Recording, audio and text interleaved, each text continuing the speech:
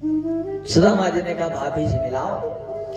भगवान ने कहा पहले खा पी के टकाटक हो जाओ, क्योंकि हमारे क्या मतलब भाभी से मिलने के टाइम चाहिए ना, एक दो हो तो फटाफट मिटा दिया। मैया रुक्मणी मैया को अहंकार हो गया कि मैं भोजन बनाती हूँ तो इतना सुंदर भोजन कोई बना नहीं सकता। अब सुदामा जी महाराज ने क्या किया, भोजन जब परोसा गया तो 56 प्रकार के भोजन थे।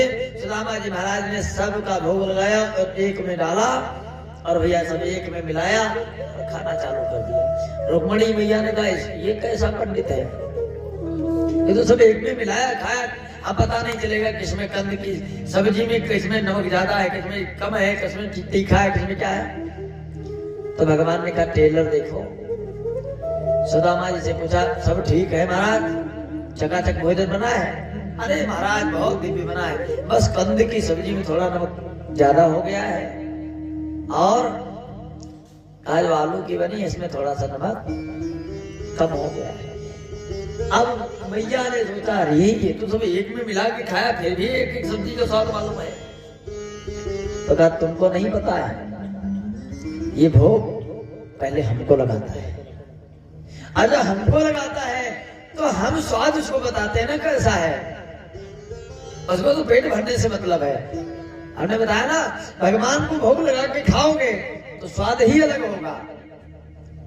प्रतिदिन भोजन करिए और भंडारे का कल भोजन बनेगा, देखना अंतर होगा। जबकि ज्यादा लोगों का भोजन बनता है ना, जहां भगवान के नाम की प्रसादी बनती है वहीं तो स्वाद उत्पन्न होता है।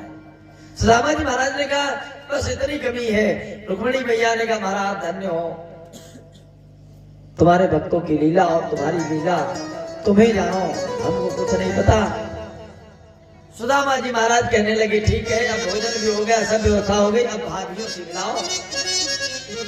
रुक्मणी मैया आई, महाराज प्रणाम, हाथ जोड़े। सुदामा जी ने कहा एक पत्नी है, चलो भरपूर आशीर्वाद दिया जाए, सौभाग्यवती भव पुत्रवती भव। दूसरी आई, महाराज प्रणाम, ये कौन है? दूसरे नंबर की, सौभाग्यवती भव पुत्रवती भव। अब महाराज तीसरी, महाराज प्रणाम, कौन? तीसरी, बोले सौभाग्यवती भव। अब भैया 1 2 4 10 1000 2000। सुदामा जी महाराज ने कहा तो लाइन लगी। अब महाराज सुदामा जी महाराज के मुंह से निकल रहा है खाली सौभाग्यवती भव, सौभाग्यवती भव। अब महाराज 10,000 पहुंचा मामला। सुदामा जी ने भगवान को देखा, ये क्या है? भगवान ने कहा कह रहे थे भाभी से मिलाओ, जो मिलो। तुम भी याद करो कि भाभीयों से मिल रहे थे। अब महाराज अब 10,000 भाई, कोई व्यक्ति खाना पीना कितना भी खाया हो, 2 4 5 मिनट 10 मिनट 2 4 10 घंटे 20 घंटे भौके, अब जब भौकना है हजारों में गिनती। तो कहा महाराज धीरे धीरे मामला बिगड़ गया। अब सुदामा जी महाराज की आवाज बंद हो गई, अब खाली निकला भाव भाव भाव।